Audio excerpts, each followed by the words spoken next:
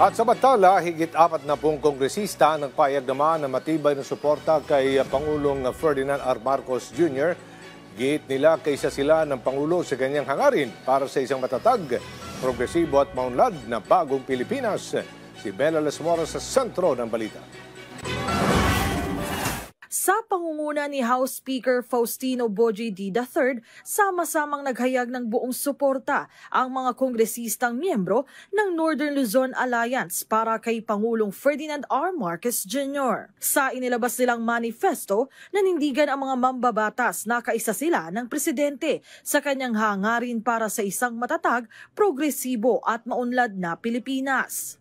Tiniyak din nila ang patuloy na pakikipagtulungan sa sangay ng ehekutibo para mapagtibay pa ang gobyerno at ang ating ekonomiya. Sa gitna ng mga issue ukol sa budget at flood control projects, suportado rin daw nila ang mga polisiya kontra korupsyon ng administrasyon. Sa ngalan ng kinabukasan ng bansa, tiniyak nilang ipapasa nila ang mga panukalang nakalinya sa national agenda ng presidente at patuloy na poprotektahan ang integridad at kapakanan ng Pilipinas. Kasama sina Speaker D at House Majority Leader Sandro Marcos, nasa 40 kongresista mula sa Region 1, Region 2 at Cordillera Administrative Region ang lumagda sa nasabing pahayag.